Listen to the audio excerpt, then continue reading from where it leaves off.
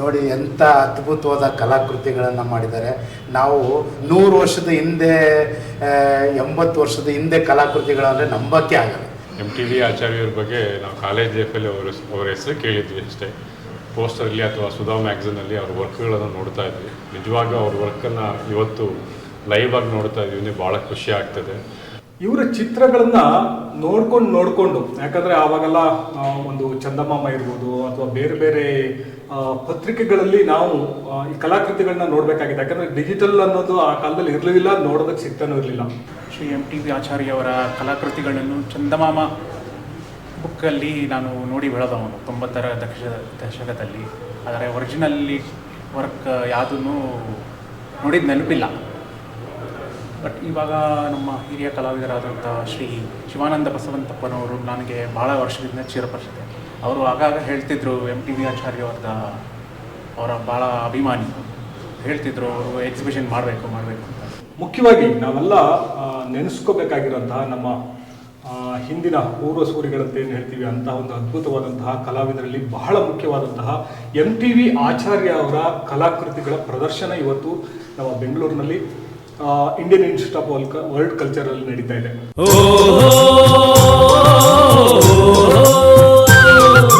ನಮಸ್ಕಾರ ವೀಕ್ಷಕರೇ, ಜನಪದ ಸಿರಿ ಚಾನಲ್ಗೆ ಸ್ವಾಗತ. ನಾವಿವತ್ತು Indian institute of world culture ಅನ್ನುವ ಸಂಸ್ಥೆದಲ್ಲಿದ್ದೀವಿ. ನನ್ನ ಹೆಸರು ಶಿವಾನಂದ ಬಸವಂತಪ್ಪ ಅಂತೇಳಿ. ನಾವಿವತ್ತು MTV ಆಚಾರ್ಯ ಅನ್ನುವಂಥ ಒಬ್ಬ ಹಿರಿಯ ಕಲಾವಿದರ ಬಗ್ಗೆ ಮಾತಾಡೋದಕ್ಕೆ ಹೊರಟಿದ್ದೀವಿ. ಅವರು MTV ಆಚಾರ್ಯ ಅವರು 1920ರಲ್ಲಿ ಮೈಸೂರಲ್ಲಿ ಅವರು ಜನನ ಆಗುತ್ತೆ. ನಂತರ ಅವರು ಅಲ್ಲೇ ಆರ್ಟ್ನ ಕಲಿತಾರೆ. ಆಮೇಲೆ ಆರ್ಟ್ ವರ್ಲ್ಡಲ್ಲಿ ಅವರು ಯಾರೂ ಮಾಡದೇ ಇರುವಂಥ ಒಂದು ದೊಡ್ಡ ಅಪರೂಪದ ಸಾಧನೆ ಮಾಡಿ ನಮ್ಮ ದೇಶದಲ್ಲಿ ಒಬ್ಬ ಶ್ರೇಷ್ಠ ಕಲಾವಿದರು ಅನಿಸ್ಕೊಂಡು ಹೋಗಿರುವಂಥವರು. ಅಂಥ ಒಬ್ಬ ಶ್ರೇಷ್ಠ ಕಲಾವಿದರ ಕಲಾಕೃತಿಗಳನ್ನ ಸಂಗ್ರಹ ಮಾಡಿ ಇವತ್ತಿಗೆ ಪ್ರದರ್ಶನ ಮಾಡ್ತಾ ಇದ್ದೀವಿ. ದಯವಿಟ್ಟು ಸ್ವಲ್ಪ ಪೂರ್ತಿ ಈ ಒಂದು ವಿಷಯನ ತಾವು ನೋಡಬೇಕು ಅಂಥೇಳಿ ಕೇಳ್ಕೊಳ್ತಾ ಇದ್ವಿ. ಈ MTV ಆಚಾರ್ಯ ಅವರು ಮೂಲತಃ ಮೈಸೂರಿನವರು ಸರ್. ಅವರು ಮೈಸೂರಿನಿಂದ ಅವರು ಬಾಲ್ಯದಲ್ಲಿಯೇ ಅವ್ರಿಗೆ ಆರ್ಟಲ್ಲಿ ಆಸಕ್ತಿ ಇತ್ತು. ಅವ್ರು ಚಿಕ್ಕ ವಯಸ್ಸಿನಿಂದನೇ ಆರ್ಟನ್ನು ಮಾಡ್ತಾಯಿದ್ರು. ಆದರೆ ಅವರು ಎಷ್ಟರ ಮಟ್ಟಿಗೆ ಇನ್ವಾಲ್ವ್ ಆಗಿ ವರ್ಕ್ ಮಾಡ್ತಾಯಿದ್ರು ಅಂದರೆ ಅಲ್ಲಿ ಅವರ ಸ್ಕೂಲಲ್ಲಿ ಅವ್ರ ಟೀಚರ್ಗಳಿಗೆ ನಂಬಿಕೆನೇ ಬರ್ತಾ ಇರಲಿಲ್ಲ. ಇದು ಇವರೇ ಮಾಡಿದ್ದು ಡ್ರಾಯಿಂಗ್ ಅಂತೇಳಿ. ಯಾಕಂದರೆ ಉದಾಹರಣೆಗೆ ನಾವು ನಕ್ಷೆಗಳ್ನೆಲ್ಲ ಚಿತ್ರಿಸ್ತೀವಿ, ಸೈನ್ಸ್ ನಕ್ಷೆಗಳ್ನ ಚಿತ್ರಿಸ್ತೀವಿ, ಕೆಲವೊಂದು ಭಾಗಗಳನ್ನ ಎಲ್ಲ ಚಿತ್ರಿಸಿ ತೋರಿಸ್ತೀವಲ್ಲ, ಅಂಥವೆಲ್ಲ ಚಿತ್ರಿಸಿ ತೋರಿಸಿದಾಗ ಅವರು ಟ್ರೇಸ್ ಮಾಡಿದೇನಪ್ಪ ನೀನು ಅಂಥೇಳಿ ಅವ್ರಿಗೆ ಹೇಳ್ತಿದ್ರು. ಅಂತ ಅಷ್ಟು ಸ್ಕಿಲ್ಫುಲ್ ಆರ್ಟಿಸ್ಟ್ ಅವರಾಗಿದ್ದರು. ಜೊತೆಗೆ ಅವರು ಚಿಕ್ಕ ವಯಸ್ಸಿನಲ್ಲೇ ಯೋಗಾಸನ ಅದೆಲ್ಲ ಒಳ್ಳೆ ತರಬೇತಿ ಪಡ್ಕೊಂಡು ಒಳ್ಳೆ ಯೋಗ ಪಟುನೂ ಆಗಿದ್ದರು. ಆಚೆ ಬಂದಾಗ ನೋಡಿದೆ ಲೆಜೆಂಡ್ರಿ ಆರ್ಟಿಸ್ಟ್ ಅಂತ ಪದ ಬಳಸಿದ್ದೀರಿ ಆಚಾರ್ಯ ಅವರಿಗೆ. ಏನು ಯಾವ ಕಾರಣಕ್ಕೆ ಲೆಜೆಂಡ್ರಿ ಆರ್ಟಿಸ್ಟ್ ಅಂದರೆ ಅವರ ಪರಿಮಾಣ ಎಂಥದ್ದು, ಅವರ ಗಾತ್ರ ಎಂಥದ್ದು ಕಾಲಿನಲ್ಲಿ ಅಂತ? ಲೆಜೆಂಡ್ರಿ ಆರ್ಟಿಸ್ಟ್ ಅಂತ ಯಾಕೆ ಹೇಳ್ತಾ ಇದ್ದೀವಿ ಅಂತಂದ್ರೆ ಸರ್, ಈಗ ನಮ್ಮ ದೇಶದಲ್ಲಿನೇ ನೀವು ತಗೊಂಡ್ರೆ ರಾಜ ರವಿವರ್ಮ ಅವರು ಭಾಳ ಶ್ರೇಷ್ಠ ಕಲಾವಿದರು.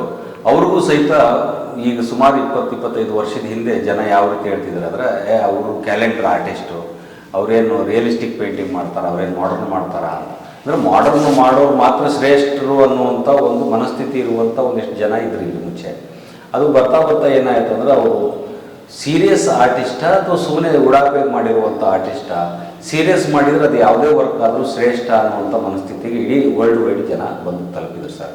ಹಾಗಾಗಿ ಇವರ ಬಗ್ಗೆ ಇವ್ರಿಗೂ ಮುಂಚೆ ಮೊದಲು ಏನಂತಂದ್ರೆ, ಇವರು ಈ ಪತ್ರಿಕೆಗೆ ಬರೀತಾ ಇದ್ರಲ್ಲ ಡ್ರಾಯಿಂಗ್ಗಳು ಅನ್ನುವಂಥ ಮನಸ್ತಾಪ ಇಟ್ಕೊಂಡು ಮಾತಾಡ್ತಾ ಇದ್ರು. ಅಂದರೆ ಇವರು ವಿಶೇಷವಾಗಿ MTV ಆಚಾರ್ಯ ಅವರು ಆಗಿನ ಕಾಲದ ಮಹಾರಾಜರು ಹೆಂಗಿದ್ರು, ರಾಮಾಯಣದ ಸೀನ್ಗಳು ಏನು ಬರ್ತಾವೆ ಅಲ್ಲಿ ರಾಜರು ಹೆಂಗಿದ್ರು, ರಾಮಾಯಣದಲ್ಲಿ ಮಹಾಭಾರತದಲ್ಲಿ ಯಾವ ರೀತಿ ಇದ್ರು ಅನ್ನುವಂಥದ್ದನ್ನು ಪ್ರತಿ ಒಂದನ್ನು ಡಿಟೇಲಾಗಿ ಸ್ಟಡಿ ಮಾಡಿ ಅದನ್ನು ಚಿತ್ರರೂಪಕ್ಕೆ ತಂದರು. ಅದಾದ ಮೇಲೇ ಜನರಿಗೆ ಗೊತ್ತಾಯಿತು, ಈ ಥರ ಪೌರಾಣಿಕ ಈ ಜನರು ಹಿಂಗಿದ್ರು, ಈ ಥರ ವಾಸ ಮಾಡ್ತಿದ್ರು, ಅಲ್ಲಿ ಅರಮನೆ ಈ ರೀತಿ ಇರ್ತಿದ್ವು ಅನ್ನುವಂಥ ಕಲ್ಪನೆ ಬಂತು. ಈ ಚಿತ್ರಗಳು ನೋಡಿ ಎಷ್ಟೋ ಜನ ಸಿನಿಮಾದವರು ಅದೇ ರೀತಿ ಸೆಟ್ ಹಾಕಿದ್ದಾರೆ. ಹಾಗಾಗಿ ಇವರು ಒಬ್ಬ ಅನರ್ಘ್ಯ ರತ್ನ ಅಂದರೆ ಲೆಜೆಂಡರಿ ಆರ್ಟಿಸ್ಟ್ ಅಂತೇಳಿ ನಾವು ಕರಿತೀವಿ. ಅಂದರೆ ಅಷ್ಟು ಪರ್ಫೆಕ್ಟ್ ಸ್ಟಡಿ ಇತ್ತು, ಅಷ್ಟು ಪರ್ಫೆಕ್ಟ್ ಅನಾಟಮಿ ಉಪಯೋಗಿಸ್ಕೊಂಡು ಚಿತ್ರ ಮಾಡಿದ್ದಾರೆ. ನಿಮಗೂ ಏನು ಸಂಬಂಧ? ನನಗೆ ಮೂಲತಃ ಹೇಳ್ಬೇಕಂದ್ರೆ ನಾನು ಅವರ ಸ್ಟೂಡೆಂಟ್ ಅಲ್ಲ, ನಾನು ಅವ್ರ ಸ್ಟೂಡೆಂಟ್ ಅಲ್ಲ. ನಾನು ಯಾವಾಗ ಆರ್ಟ್ ಕಾಲೇಜಿಗೆ ಸೇರಿದೆ ಆವಾಗಲೇ ಅವರು ತೀರ್ಕೊಂಡಿರುವಂಥ ನ್ಯೂಸ್ ಬಂತು. ಆ ಇದರಿಂದ ನನಗೆ ಅವ್ರಿಗೇನು ಒಂದು ಆತ್ಮ ಸಂಬಂಧ ಇದೆಯೋ ಗೊತ್ತಿಲ್ಲ. ಅದಾದಮೇಲೆ ಅವ್ರ ಬಗ್ಗೆ ನಾನು ಸಾಕಷ್ಟು ಸ್ಟಡಿ ಮಾಡಿದೆ. ನಾನು ಎಲ್ಲಿ ಹೋದರೂ ಅವ್ರ ಬಗ್ಗೆನೇ ಇನ್ಫಾರ್ಮೇಷನ್ ಸಿಗ್ತಾ ಇದೆ ನನಗೆ. ಎಷ್ಟೋ ಜನ ವರ್ಷಗಟ್ಟಲೆ ಹುಡುಕಿದ್ರು ಸಿಗದೇ ಇರುವಂಥ ಇನ್ಫಾರ್ಮೇಷನ್ನ ನಾನು ಸ್ವಲ್ಪ ಹಿಂಗೆ ನೋಡಿದ ತಕ್ಷಣ, ಹಿಂಗೆ ರೋಡಲ್ಲಿ ಹೋಗ್ಬೇಕಾದ್ರೂ ಯಾವುದೋ ಒಂದು ಬುಕ್ ಬಿದ್ದಿದೆ ಅಂತ ಅದನ್ನು ಬುಕ್ ಹಿಡ್ಕೊಂಡು ನೋಡಿದ್ರೆ ಅದು MTV ಆಚಾರ್ಯ ಅಂತ ಗೊತ್ತಾಗಿರುತ್ತೆ. ಅಷ್ಟು ಅವ್ರಿಗೆ ನನಗೆ ಯಾವ ರೀತಿ ಅದು ಸೇರಿದೆ ಗೊತ್ತಿಲ್ಲ. ಹಾಗಾಗಿ ನಾನು ಭಾಳ ಇಂಟ್ರೆಸ್ಟ್ ತೊಗೊಂಡು ಅವ್ರ ಕಲಾಕೃತಿಗಳನ್ನ ಸಂಗ್ರಹ ಮಾಡಿದೆ. ಆಮೇಲೆ ಕೆಲವೊಬ್ಬರು ಆಸಕ್ತರು ಅವ್ರ ಹತ್ರ ಇದ್ದಿದ್ದು ಇನ್ಫಾರ್ಮೇಷನ್ ಎಲ್ಲನೂ ನಾನು ಕೊಟ್ಟು ಸಹಾಯ ಮಾಡಿದೆ.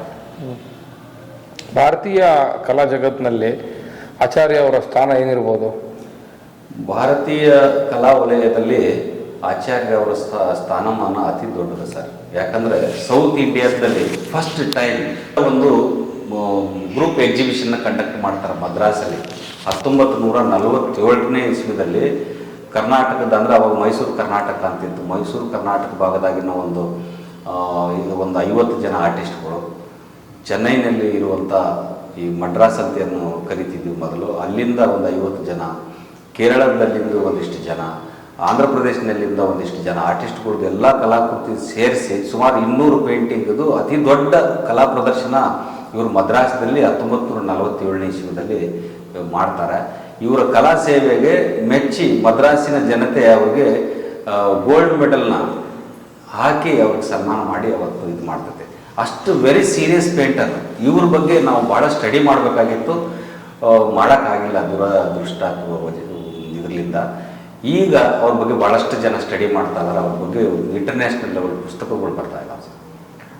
ಇಲ್ಲಿ ಇವತ್ತು ಆಯೋಜನೆಗೊಂಡಿರ್ತಕ್ಕಂಥ ಈ ಒಂದು ಎಕ್ಸಿಬಿಷನ್ನಲ್ಲಿ ಇರ್ತಕ್ಕಂಥ ಕಲಾಕೃತಿಗಳು ನಿಮಗೆ ದೊರೆತದ್ದೇ ಒಂದು ರೋಚಕ ಕಥೆ ಅಂತ ಕೇಳ್ಪಟ್ಟಿದ್ದೀನಿ. ಹೌದು, ಅದ್ರ ಬಗ್ಗೆ ವಿವರಣೆ ಕೊಡಿ. ಈ MTV ಆಚಾರ್ಯ ಅವರ ಪೇಂಟಿಂಗು ನಮಗೆ ಸಿಗೋದಕ್ಕಿಂತ ಮುಂಚೆ ಅವ್ರ ಬಗ್ಗೆ ಬೇರೆ ಬೇರೆ ರೀತಿಯಿಂದ ಊಹಾಪೋಹಗಳು ಇದ್ವು. ಅವ್ರ ಪೇಂಟಿಂಗ್ಗಳನ್ನೆಲ್ಲರೂ ಸುಟ್ಟು ಹಾಕಿದ್ದಾರೆ. ಆಮೇಲೆ ಅವ್ರ ಪೇಂಟಿಂಗ್ಗಳೆಲ್ಲ ಬೇರೆ ದೇಶಕ್ಕೆ ಮಾರಾಟ ಮಾಡಿಬಿಟ್ಟಿದ್ದಾರೆ. ಅವರು ಒಂದು ಕೃತಿಗಳಿಲ್ಲ. ಆಮೇಲೆ ಅವ್ರ ಫ್ಯಾಮಿಲಿನಲ್ಲಿ ಏನೇನೋ ದುರಂತಗಳು ನಡೆದಿದ್ದಾವೆ ಅಂತ ಹಿಂಗೆಲ್ಲ ಕಲ್ಪನೆಗಳಿದ್ವು. ನನ್ನ ಸ್ನೇಹಿತರು ಅಂದರೆ ಹಿರಿಯ ಸ್ನೇಹಿತರು ಒಬ್ಬರು MB ಪಾಟೀಲ್ ಅಂತ ಹೇಳಿದರು. ಅವರು MTV ಆಚಾರ್ಯ ಅವರ ಹೆಂಡತಿಯ ತವ್ರ ಮನೆ ಎಲ್ಲಿ ಬಾಡಿಗಿದ್ರು. ಅವ್ರ ಮನೆಗೆ ನಾನು ಸುಮಾರು 7-8 ವರ್ಷದಿಂದ ಹೋಗ್ತಿದ್ದೆ. ಒಂದೇ ಒಂದು ಸರಿ ಅವ್ರಿಗೆ ಪ್ರಸ್ತಾಪ ಮಾಡಿದ್ದೆ ನಾನು. MTV ಆಚಾರ್ಯ ಅಂತ ಒಬ್ಬರು ಆರ್ಟಿಸ್ಟ್ ಇದ್ರಲ್ಲ ಸರ್, ಅವ್ರು ನಿಮ್ಗೆ ಗೊತ್ತಾ? ನಮ್ಮ ಮನೆಗೆ ಬರ್ತಾಯಿದ್ರು ಅವ್ರು ರೆಗ್ಯುಲರು, ನಾವು ಭಾಳ ಕ್ಲೋಸ್ ಫ್ರೆಂಡ್ಸು ಅಂತ ಹಿಂಗೆ ಹೇಳೋದು. ಅದೇ ಹೇಗೆ ಸರ್ ಅಂತಂದ್ರೆ, ಇದು ಅವ್ರು ಹೆಂಡತಿ ತವ್ರ ಮನೆಯೇ ನಾವು ಇದ್ದಿದ್ದು ಬಾಡಿಗೆ ಇದ್ದಿದ್ದು ಅಂದರು. ಆವಾಗ ನನಗೆ ಇಂಟ್ರೆಸ್ಟ್ ಬಂದು ಅಲ್ಲಿಂದ ನಾನು ಹುಡುಕಾಟ ಶುರು ಮಾಡಿದೆ. ಶುರು ಮಾಡಿದಾಗ ಅವ್ರ ಪುಸ್ತಕ ಹುಡುಕಿದೆ ಫಸ್ಟು. ಆಮೇಲೆ ಅವರು ಸಿಲೆಬಸ್ಗೆ ತಯಾರು ಮಾಡಿರೋ ಬುಕ್ಕುಗಳು ಹುಡುಕಿದೆ. ಆಮೇಲೆ ಹುಡುಕ್ತಾ ಹೋದಾಗ ಎಲ್ಲೋ ಒಂದು ಕಡೆ ಅವ್ರ ಒರಿಜಿನಲ್ ಒಂದು ಪೇಂಟಿಂಗ್ ಸಿಕ್ತು.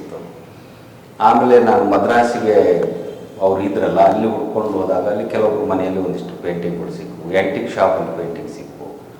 ಅದಾದಮೇಲೆ ಒಬ್ಬ ಹುಡ್ಕೊಂಡು ಬಂದ ನನ್ನ ಹತ್ರ, ದಾಸ್ ಅಂತೇಳಿ. ಆ ದಾಸ್ ಏನಂತಂದ್ರೆ, ಸರ್ ನಿಮ್ಗೆ MTV ಆಚಾರ್ಯ ಅವ್ರ ಬಗ್ಗೆ ಗೊತ್ತಾ? ಗೊತ್ತು ಅಂತಂದೆ. ಅವ್ರ ಪೇಂಟಿಂಗ್ ಇದ್ದಾವೆ, ಅದನ್ನು ಸ್ವಲ್ಪ ವ್ಯಾಲ್ಯೂಯೇಷನ್ ಮಾಡಿಕೊಡ್ಬೇಕು, ನೀವು ಮಾಡಿಕೊಡ್ತೀರಾ? ಆಯ್ತು ಮಾಡಿಕೊಡ್ತೀನಿ ಅಂತಂದೆ. ಮಾಡಿಕೊಟ್ಟಾದಮೇಲೆ ನಾನು ಸುಮಾರು ಒಂದು 8-10 ದಿನ ಅದ್ರ ಹಿಂದೆ ಕೆಲಸ ಮಾಡಿದ್ದೆ. ಅದಕ್ಕೆ ನನಗೇನ ದುಡ್ಡು ಕೊಡಬೇಕಲ್ಲ. ಅದು ಕೇಳಿದಾಗ ಆ ಮನುಷ್ಯ ನನಗೆ 1 ವರ್ಷ ಸತಾಯಿಸ್ಬಿಟ್ಟ, ಕೊಡಲಿಲ್ಲ. ನಾಳೆ ಬನ್ನಿ, ಇವತ್ತು ಬನ್ನಿ, ಇನ್ನೊಂದು ದಿನ ಬನ್ನಿ ಅಂದ್ಕೊಂಡು ನಾನು ಅಡ್ಡಾಡಿ ಸಾಕಾಗಿ ಒಂದಿನ ಏನು ಹೇಳಿದೆ ಅಂದರೆ, ಆ ಪೇಂಟಿಂಗು ಸೇಲ್ ಮಾಡೋಗಿದ್ರೆ ಹೇಳ, ನಾನೇ ತೊಗೊಂಡ್ಬಿಡ್ತೀನಿ ಅಂತ. ನನಗೆ ನಿನ್ನಿಂದ ದುಡ್ಡು ಸಲುವಾಗಿ ಅಡ್ಡಾಡೋಕ್ಕಾಗಲ್ಲ. ಅದು ನೀವೇನು ತೊಗೊಳ್ತೀರಾ ಸರ್? ನಾನು ಆಲ್ರೆಡಿ ಮಾರಿಬಿಟ್ಟಿದ್ದೀನಿ ಅವನ್ನ. ನೀವು ಅಷ್ಟು ದುಡ್ಡು ಕೊಡೋದಾದರೆ ಕೊಡ್ತೀನಿ ಅಂತ. ಹೌದಾ, ಎಷ್ಟು ಅಂತ ಕೇಳಿದಾಗ ಒಂದು ದೊಡ್ಡ ಅಮೌಂಟ್ ಅದು ಆಗಿನ ಟೈಮ್ನಾಗ. ಎಷ್ಟು? ಒಂದು ಅರೌಂಡ್ 40 lakh rupees. ಯಾವ ವರ್ಷದಲ್ಲಿ? ಅದು ಈಗ ಒಂದು 15-20 ವರ್ಷದಿಂದ ಇರ್ಬೇಕು ಅನಿಸುತ್ತೆ. ಅಂದಾಗ ನಾನು ಅಷ್ಟು ದುಡ್ಡು ನನ್ನ ಕಡೆಯಿಂದ ಹೊಂದಿಸೋಕ್ಕಾಗಲಿಲ್ಲ. ಆದ್ರೂ ನಾನು ಏನೇನೋ ಪ್ರಯತ್ನ ಮಾಡಿ ನಮ್ಮ ವೈಫ್ದು ಗೋಲ್ಡು ಸೇಲ್ ಮಾಡಿದೆ. ನನ್ನ ಹತ್ರ ಇರೋ ಒಂದಿಷ್ಟು ದುಡ್ಡು, ನಮ್ಮ ಫ್ರೆಂಡ್ಸ್ಗಳು ದುಡ್ಡು ಎಲ್ಲರೂ ಏನೋ ಬಿಡೋಕೆ ಹೋಗಬೇಡ, ನೀವು ತಗೋ, ಆಮೇಲೆ ಅದನ್ನು ನೋಡೋಣ ಅಂತೇಳಿ ಎಲ್ಲರೂ ಒಂದಿಷ್ಟು ಜನ ನನಗೆ ಸಹಾಯ ಮಾಡಿದ್ರು. ಹಾಗಾಗಿ ಅದು ತೊಗೊಂಡೆ. ಆಮೇಲೆ ಅವ್ರಿಗೆ ಸಂಬಂಧಪಟ್ಟಿರೋ ಕಂಪ್ಲೀಟ್ ಡಾಟಾ ಕಲೆಕ್ಟ್ ಮಾಡಿದೆ ಎಲ್ಲ ಕಡೆಯಿಂದ. ಈಗ ಗೊತ್ತಿರೋರು, ಪರಿಚಯ ಇರೋರು ಇನ್ನೂ ಸಾಕಷ್ಟು ಹೊಸ ವಿಚಾರಗಳನ್ನ ಹೇಳ್ತಾ ಇದ್ದಾರೆ. ಇನ್ನೂ ಒಂದಿಷ್ಟು ಜನ ನನಗೆ ಪೇಂಟಿಂಗ್ ಕೊಡುವಂಥ ಮನಸ್ಸು ಮಾಡ್ತಾ ಇದ್ದಾರೆ. ಹಾಗಾಗಿ ಈ ಸಂಗ್ರಹ ಆಯ್ತು ಸರ್. ಅಂದರೆ ಇದೊಂದು ಈಗ ಕಲಾ ಜಗತ್ತಿಗೆ ಇದೊಂದು ಒಳ್ಳೆ ಕಾಂಟ್ರಿಬ್ಯೂಷನ್ ಈ ಒಂದು ಸಂಗ್ರಹ ಹೌದು. ಅಲ್ವಾ? ಈಗ ಆಚಾರ್ಯ ಅವರ ಈ ಪೇಂಟಿಂಗ್ಗಳನ್ನ ನೋಡಿ ಹೊಸ ಪ್ರತಿಭೆಗಳು, ಉದಯೋನ್ಮುಖ ಪ್ರತಿಭೆಗಳು ಅಥವಾ ಜನಸಾಮಾನ್ಯರು, ಅಭಿಮಾನಿಗಳು, ಅಭಿರುಚಿ ಇರ್ತಕ್ಕಂಥವ್ರು ಏನು ಕಲ್ತ್ಕೋಬೋದು, ಏನು ತಿಳ್ಕೊಬೋದು ಅಂತ? ಮೊದಲನೇದಾಗಿ ಅವರು ಈ ಡಿಸ್ಟೆನ್ಸ್ ಆರ್ಟ್ ಎಜುಕೇಷನ್ ಶುರು ಮಾಡಿದಾಗ ಅದು ಭಾರತದಲ್ಲಿ ಪ್ರಪ್ರಥಮ ಇನ್ಸ್ಟಿಟ್ಯೂಷನ್ ಆಗಿತ್ತು, ಇಷ್ಟು ಸೀರಿಯಸ್ ಆಗಿ ಮಾಡಿರುವಂಥದ್ದು.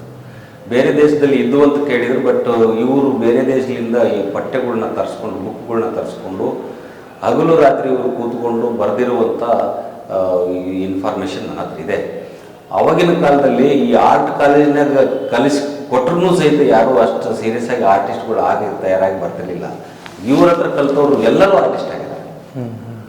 ಈಗಲೂ ಸಹಿತ ಎಷ್ಟೋ ಜನ ಅವಾಗ ಅವರು ಡ್ರಾಯಿಂಗ್ ನೋಡಿದವರು ಅಥವಾ ಕೇಳಿದವರು ಇವತ್ತು ನಿನ್ನೆ ಬಂದ್ಬಿಟ್ಟು ಕಣ್ಣಲ್ಲಿ ನೀರು ಹಾಕಿಲ್ಲ. ಅಂಥ ಅದ್ಭುತ ಕಲಾಕೃತಿಗಳಿಗೂ ಇದರಿಂದ ನಮ್ಮ ಯಂಗ್ ಜನ್ರೇಷನ್ ಏನಿದೆ ಬಹಳಷ್ಟು ಕಲಿಯೋದಿದೆ.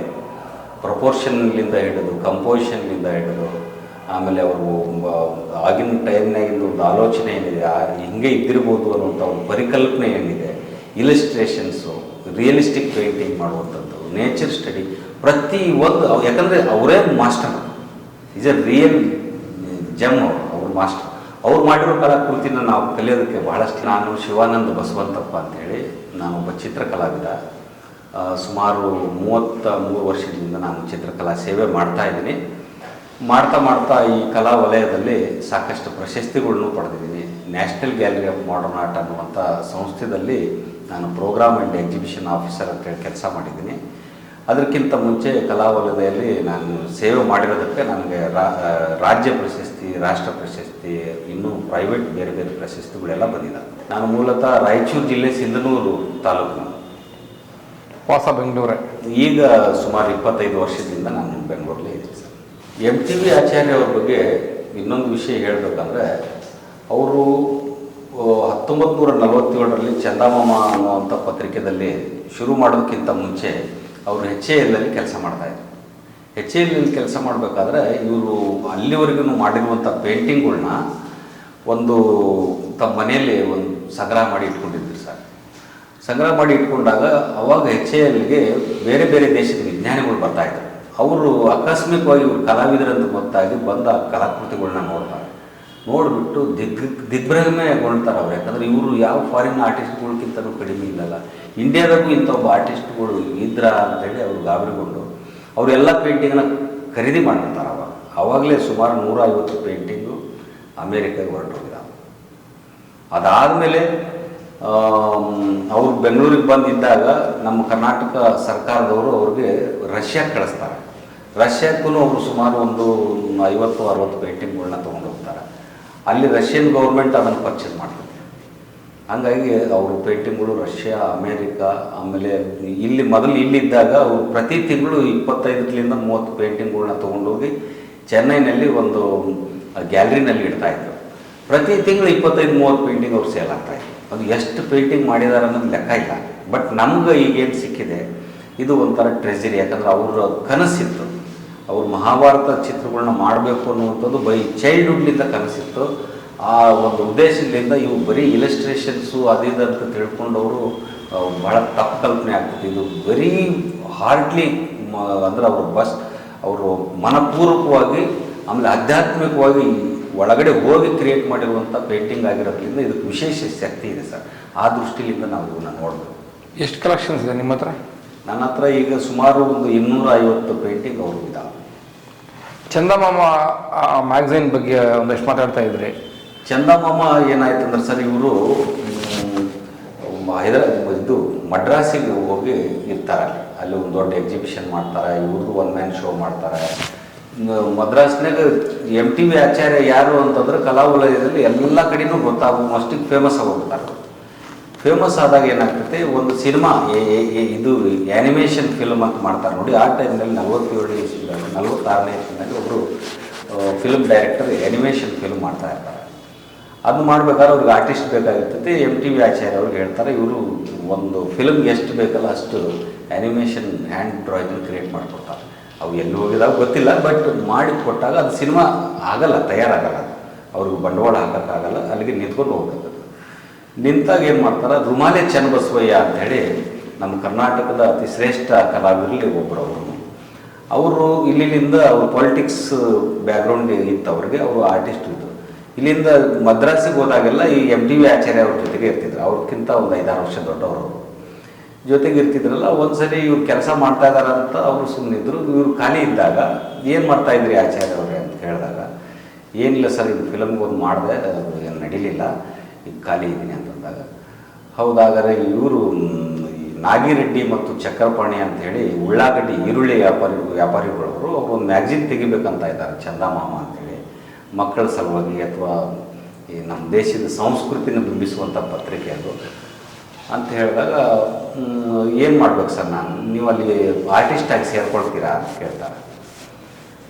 ಆಯಿತು ನೋಡೋಣ ಅಂತ ಹೋದಾಗ ಇವರು ವರ್ಕ್ಸ್ನ ಇದೆಲ್ಲ ನೋಡಿಕೊಳ್ಳಿ ಅವರು ಇವ್ರನ್ನ ಮೂಲ ಕಲಾವಿದ ಅಂಥೇಳಿ ಇದಕ್ಕೆ ಚಂದಮಾಮ ಪತ್ರಿಕೆಗೆ ಸೇರಿಸ್ಕೊಳ್ತಾರೆ. ಅದಾದಮೇಲೆ ಇವರು ಸೇರಿದ ಮೇಲೆ ಅಲ್ಲಿ ಬಂದಿರುವಂಥ ಚಿತ್ರಗಳು ಇಡೀ ಇಂಡಿಯಾ ತುಂಬ ಎಲ್ಲ ಕಡೆಯೂ ಇವರು ಯಾರು MTV ಆಚಾರ್ಯ ಅಂದರೆ ಯಾರು, ನೆಕ್ಸ್ಟ್ ರವಿವರ್ಮ ಆದಮೇಲೆ ಇವರೇ ನಮ್ಮ ದೇಶದ ಮೈಥಾಲಜಿಕಲ್ ಮಾಸ್ಟರ್ ಅಂತೇಳಿ ಅವ್ರಿಗೆ ಅವಾಗಲಿಂದನೇ ಬಹಳ ಜನ ಕೊಂಡಾಡ್ತಾಯಿದ್ರು.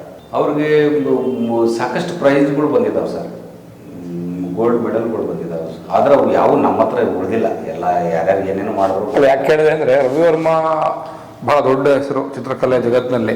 ಅವರಾದ ನಂತರ ಭಾರತೀಯ ಚಿತ್ರಕಲೆಯಲ್ಲಿ ಆಚಾರ್ಯ ಅವರ ಹೆಸರು ಬರುತ್ತೆ ಅಂದರೆ ಅವರು ಅದೇ ಸರಿ ಸಮನಾದ ಬಿರುದುಗಳು ಪ್ರಶಸ್ತಿಗಳೇನೋ ಬಂದಿರಬೇಕಲ್ಲ? ಬಂದಿದ್ದಾವೆ. ಈಗ ಅವರು ಒಂದ್ಸರಿ ಕಲ್ಕತ್ತಾದಲ್ಲಿ ಒಂದು ದೊಡ್ಡ ಎಕ್ಸಿಬಿಷನ್ ಆಗುತ್ತೆ. ಆ ಎಕ್ಸಿಬಿಷನ್ಗೆ ಇವರು ಪೇಂಟಿಂಗ್ಗಳನ್ನ ಕಳಿಸ್ಕೊಟ್ಟಾಗ ಅಲ್ಲಿ ಸಾವಿರಾರು ಜನ ಕಲಾವಿದರು ಪೇಂಟಿಂಗ್ಗಳು ಕಳಿಸ್ಕೊಟ್ಟಿರ್ತಾರೆ. ಅದರೊಳಗಡೆ ಇವ್ರ ಪೇಂಟಿಂಗಿಗೆ ಅಲ್ಲಿ ಜನ ಸೇರಿ ಗೋಲ್ಡ್ ಮೆಡಲ್ ಕೊಡ್ತಾರೆ. ಗೋಲ್ಡ್ ಮೆಡಲ್ ಕೊಟ್ಟು ಕಲಾಕೃತಿಗಳು ಸುಮಾರು 8-10 ಪೇಂಟಿಂಗ್ಗಳನ್ನ ಎಕ್ಸಿಬಿಷನ್ ಮಾಡ್ತಾರೆ. ಆಮೇಲೆ ಇವ್ರನ್ನ ಅಲ್ಲಿ ಕರೆಸ್ಕೊಳ್ತಾರೆ. ಇವ್ರು ಹೋಗಿ ಅಲ್ಲಿ ಅವ್ರ ಜೊತೆಗೆ ಇದ್ದು ಮಾತಾಡಿ ತಮ್ಮ ಅಭಿವ್ಯಕ್ತಿಗಳನ್ನೆಲ್ಲ ಹೇಳ್ಕೊಂಡ್ಮೇಲೆ ಇವ್ರ ಪೇಂಟಿಂಗ್ಗಳನ್ನ ಮತ್ತೆ ವಾಪಸ್ ಕಳಿಸ್ತಾರೆ. ವಾಪಸ್ ಕಳಿಸಿದ್ರೆ ಸರಿಯಾಗಿ ಬಂದು ಇವ್ರಿಗೆ ಮುಟ್ಟೋದಿಲ್ಲ.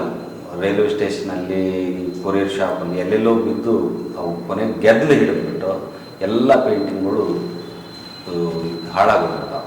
ಆ ಹಾಳಾಗಿರೋ ಪೇಂಟಿಂಗನ್ನು ತೊಗೊಂಬಂದು ಅವರು ಒಂದು ಕೊಲಾಜ್ ಪೇಂಟಿಂಗ್ ಮಾಡ್ತಾರೆ. 7-8 ಪೇಂಟಿಂಗನ್ನ ಪೇಸ್ಟ್ ಮಾಡಿ ಒಂದು ಪೇಂಟಿಂಗ್ ಮಾಡ್ತಾರೆ. ಅವ್ರು ಮಾಡಿರುವಂಥ ಎಲ್ಲ ಇದಕ್ಕೂ ಒಂದು ಮೀನಿಂಗ್ಫುಲ್ ಅರ್ಥ ವಿವರಣೆ ಇದೆ ಸರ್. ಹಾಗಾಗಿ ಇವರು ಪೇಂಟಿಂಗನ್ನು ಸುಮ್ಮನೆ ನೋಡೋದಕ್ಕಿಂತ ಅದನ್ನು ಗ್ರಹಿಸ್ಬೇಕು, ಅನುಭವಿಸ್ಬೇಕು. ಅವಾಗ ಅದರ ತೃಪ್ತಿ. ನಿನ್ನೆ ಬಂದ ಜನ ನೋಡಿದ್ರಲ್ಲ ಎಷ್ಟು ಜನ ಕೊಂಡಾಡ್ತಾ ಇದ್ರು, ದುಃಖದಿಂದ ಕೆಲವರು ಅಳ್ತಾ ಇದ್ರು. ಬೇರೆ ಪೇಂಟಿಂಗ್ ನೋಡಿದ್ರೆ ಅದಾಗಲ್ಲ ನಮ್ಗೆ, ಯಾಕಂದ್ರೆ ಇದರಲ್ಲಿ ಆ ಶಕ್ತಿ ಇದೆ. ಹಾಗಾಗಿ ಇವ್ರನ್ನ ನಾವು ಅಷ್ಟು ಗ್ರೇಟ್ ಸ್ಥಾನದಲ್ಲಿ ಇಟ್ಟು ನೋಡ್ಬೇಕಾಗುತ್ತೆ ಸರ್. ದೂರದ ಶಿಕ್ಷಣ ಇರದೇ ಇದ್ದಾಗ, ದೂರ ಶಿಕ್ಷಣ ಫಸ್ಟ್ ಇವ್ರೇನು ಶುರು ಮಾಡಲ್ಲ ಸರ್. ಇವ್ರು ಏನು ಮಾಡ್ತಾರಂದರೆ, ಸ್ಪೆಷಲಿ ಮಹಾಭಾರತ ಪೇಂಟಿಂಗ್ಗಳನ್ನ ಏನು ಮಾಡಿದ್ರಲ್ಲ, ಇವರು ಚಂದಮಾಮದಲ್ಲಿ ಇದ್ದುಕೊಂಡು ಮಾಡಿಲ್ಲ. ಚಂದಮಾಮನ ಬಿಟ್ಟು ಬಂದುಬಿಟ್ಟಿದ್ರು. ಬಂದು ಅಲ್ಲಿ ಸ್ವಲ್ಪ ಏನೋ ಇದಾಗುತ್ತೆ, ಮನಸ್ತಾಪ ಆಗುತ್ತೆ, ಬಿಟ್ಟು ಬಂದುಬಿಡ್ತಾರೆ. ಬಂದು ಬೆಂಗಳೂರಿನಾಗ ಸ್ವಲ್ಪ ದಿನ ಇದ್ಬಿಟ್ಟು ಈ ದಾವಣಗೆರೆ ಕಾಟನ್ ಮಿಲ್ನವ್ರಿಗೆ, ಆಮೇಲೆ ಬೇರೆ ಬೇರೆ ಒಂದಿಷ್ಟು ಸಂಸ್ಥೆಗಳಿಗೆ ವರ್ಕ್ ಮಾಡ್ತಾ ಇರ್ತಾರೆ. ಮಾಡಿದಾಗ ಪೇಂಟಿಂಗ್ ಮಾತ್ರ ರೆಗ್ಯುಲರ್ ಹೋಗಿ ತಿಂಗಳಲ್ಲಿ ಮದ್ರಾಸಲ್ಲಿ ಒಂದು ಗ್ಯಾಲರಿ ಕೊಡ್ತಾ ಇರ್ತಾರಲ್ಲ, ಹಂಗೆ ಕೊಡಬೇಕಾದಾಗ ಮತ್ತೆ ಇವರು ಸಿಕ್ಬಿಡ್ತಾರೆ ನಾಗಿರೆಡ್ಡಿ ಚಕ್ರಪಾಣಿ ಅವರು. ಏನು ಸರ್ ನೀವು ಬಿಟ್ಟು ಹೋಗಿಬಿಟ್ರಿ ವೆಂಕಟಾಚಾರ್ಯ ಅವರೇ, ನೀವು ಬಿಟ್ಟು ಹೋದ್ಮೇಲೆ ನಮ್ಮ ಪತ್ರಿಕೆದಾಗ ಎಲ್ಲರೂ ಮೊದಲು ಬರ್ತಾ ಇದ್ವಲ್ಲ ಚಿತ್ರ ಆ ಥರ ಬರ್ತಾ ಇಲ್ಲ, ಅವರು MTV ಆಚಾರ್ಯ ಅವರು ನೀವು ವಾಪಸ್ ಕರ್ಸ್ಕೊಳ್ಳಿ ಅಂತೇಳಿ ಹೇಳಿದಾಗ ಇವರು ಹೋಗಿ ಅವ್ರು ಕೇಳ್ಕೊಳ್ತಾರೆ, ನೀವು ಮತ್ತೆ ನಮ್ಮ ಹತ್ರ ವರ್ಕ್ ಮಾಡಿ ಅಂತಂದಾಗ ಅವರು ಬೇಸರಲಿಂದ ಸರ್ ಬೇಡ ನಾವು ಮಾಡೋಕ್ಕಾಗಲ್ಲ ಅಂತ ಅವ್ರು ಹೇಳ್ತಾರೆ. ಇಲ್ಲ ನೀವು ಮಾಡಿ, ನಿಮ್ಗೆ ಏನು ಫೆಸಿಲಿಟೀಸ್ ಬೇಕು ಹೇಳಿ ಎಲ್ಲ ನಾವು ಮಾಡಿಕೊಡ್ತೀವಿ, ನೀವು ಮನೇಲಿ ಕೂತ್ಕೊಂಡಾದರೂ ಮಾಡಿ, ಬಟ್ ನಮ್ಗೆ ಮಾಡಿಕೊಡಿ ಅಂತಂದಾಗ ಈ ಚಿತ್ರಗಳನ್ನ ಕ್ರಿಯೇಟ್ ಮಾಡಿ ಅವ್ರಿಗೆ ಕೊಡ್ತಾರೆ. ಅವರು ಉಪಯೋಗಿಸ್ಕೊಂಡು ಅವರು ಚಂದಮಾಮ ಬಳಸ್ಕೊಳ್ತಾರೆ. ಉಳ್ಕಿದ್ದೆಲ್ಲ ಏನಿದೆ ಇವ್ರ ಹತ್ರನೇ ಒರಿಜಿನಲ್ ಪೇಂಟಿಂಗ್ ಉಳ್ಕೊಂಡ್ಬಿಡ್ತಾವೆ. ಆಮೇಲೆ ಏನಾಗ್ತದೆ, ಅವರು ಈ ಮಾಡಿ ಆದಮೇಲೂ ಸಹಿತ ಮತ್ತೆ ಅಲ್ಲಿ ಇವರು ಮುಖಪುಟಗಳನ್ನ ಮೊದಲು ಹಾಕ್ತಾ ಇದ್ರು ನೋಡಿ, ಇವ್ರಿಗೆ ಬೇಸರ ಆಗೋ ಥರ ಬೇರೆಯವ್ರ ಮುಖಪುಟಕ್ಕೆ ಹಾಕ್ಕೊಳ್ಳೋದು, ಇವ್ರನ್ನ ಬ್ಯಾಕ್ ಸೈಡ್ಗೆ ಹಾಕ್ಕೊಳ್ಳೋದು ಶುರು ಮಾಡೋದು. ಅವಾಗ ಇವ್ರಿಗೆ ಬೇಸರ ಆಗಿ ನಾನು ಮಾಡಲ್ಲ ಇನ್ನು ಅಂತ ಬೆಂಗಳೂರಿಗೆ ಬಂದಿರ್ತಾರೆ. ಬೆಂಗಳೂರಿಗೆ ಬಂದಾಗ ಇವ್ರ ಹತ್ರ ಇರುವಂಥ ಎಲ್ಲ ಕಲಾಕೃತಿಗಳನ್ನ ಕರ್ನಾಟಕದಾದ್ಯಂತ ಎಕ್ಸಿಬಿಷನ್ ಮಾಡ್ತಾರೆ. ಶಿವಮೊಗ್ಗ, ದಾವಣಗೆರೆ, ತುಮಕೂರು, ಆಮೇಲೆ ಮೈಸೂರು, ಮಂಡ್ಯ, ಆಮೇಲೆ ರಾಮನಗರ, ಹಿಂಗೆ ಎಲ್ಲ ಕಡೆಯೂ ಮಾಡಿದಾಗ ಜನ ಸಿಕ್ಕಾಪಟ್ಟೆ ಜನ ಸರ್ ನಾವು ಕಲಿಸ್ಕೊಡಿ, ನಾವು ಕಲಿಬೇಕು ನಿಮ್ಮ ಹತ್ರ ಅಂತ ಕೇಳ್ಕೊಂಡಾಗ ಅವ್ರು ಏನು ಮಾಡ್ತಾರೆ, ನೀವು ಇಲ್ಲಿ ಬಂದು ಕಲೀರಿ, ನಾವು ಬೆಂಗಳೂರಿನಾಗ ಇರ್ತೀನಿ ಅಂದ್ಕೊಳ್ಳಿ. ಸರ್ ಹಂಗಾಗಲ್ಲ, ನೀವು ಏನಾರ ಮಾಡಿ ನಾವು ಕಲಿಬೇಕು ಅಂತ ಹೇಳಿದಾಗ ಇವ್ರು ಕರೆಸ್ಪಾಂಡೆನ್ಸ್ ಆರ್ಟ್ ಎಜುಕೇಷನ್ ಶುರು ಮಾಡ್ತಾರೆ. ಶುರು ಮಾಡಿದಾಗ ಅದು ಮಾಡ್ತಾ ಮಾಡ್ತಾ ಮಾಡ್ತಾ ಅದಕ್ಕೆ ಲೆಸನ್ ಪ್ಲ್ಯಾನ್ಗಳು ಅದು ಇದು ಮಾಡಬೇಕಾಗಿ ಬರುತ್ತೆ. ಅದು ಮಾಡಬೇಕಾದ್ರೆ ಇವ್ರ ಹತ್ರ ದುಡ್ಡು ಇರಲ್ಲ. ದುಡ್ಡು ಇದ್ದಿದ್ದು ಎಲ್ಲನೂ ಅವ್ರ ಹತ್ರ ಎಲ್ಲ ಖಾಲಿಯಾಗಿ ಹೋಗ್ಬಿಡುತ್ತೆ. ಜಯನಗರದಲ್ಲಿ ಇವರು ಒಂದು ಮನೆ ಕಟ್ಸಿರ್ತಾರೆ, 40x60 ಸೈಟ್ ಆ ಟೈಮ್ನಲ್ಲಿ ಬೆಂಗಳೂರಲ್ಲಿ ಇಲ್ಲಿ ಜಯನಗರ ಸೆಕೆಂಡ್ ಬ್ಲಾಕ್.